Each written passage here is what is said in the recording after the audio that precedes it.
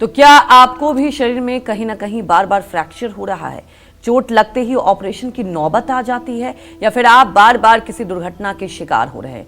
तो इसके लिए कौन सा ग्रह किस स्थिति में जिम्मेदार हो सकता है, ये जानते हैं पंडित जी से। बताएं पंडित जी।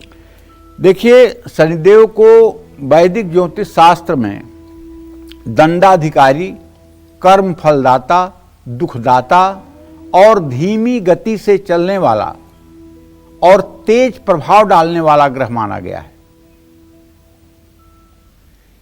जब शनिदेव कुंडली में अशुभ, वक्री या पापक ग्रहों के साथ होते हैं या मंद से मंद गति में होते हैं तो ये गंभीर दुर्घटनाओं के योग बनाते हैं।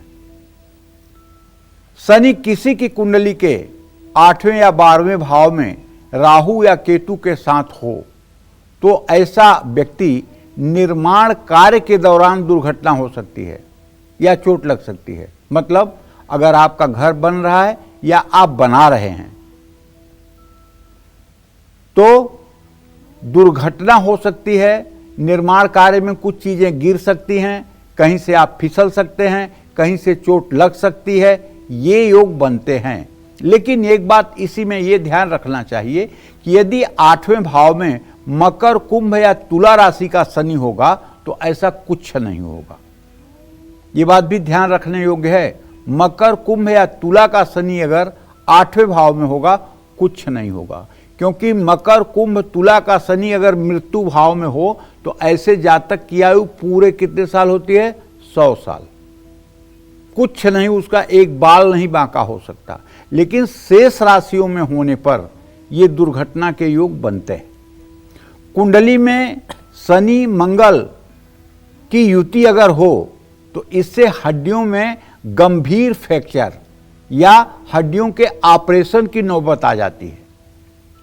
शनि की महादशा चल रही हो और वो अशुभ हो तो ऐसे लोग मशीन या भारी वस्तुएं या भारी वाहन से चोट लग सकती है।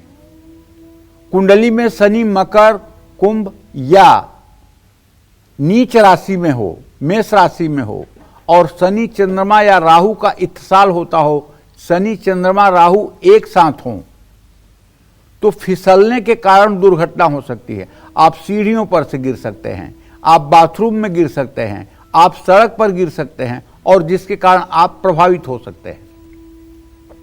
जन्म कुंडली के हिसाब से शनि का जो ट्रांजिट है, गोचर है, जैसे इस समय शनि मीन राशि में चल रहा है तो ये देखना है कि आपका लग्न कौन सा है और गोचर में शनि आपके किस भाव में है।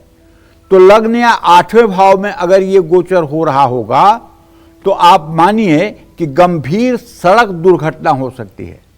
शनि के कारण अगर कोई पुराना फ्रैक्चर या ऑपरेशन आपका हुआ है तो वहां फिर से नया कष्ट शुरू हो सकता है।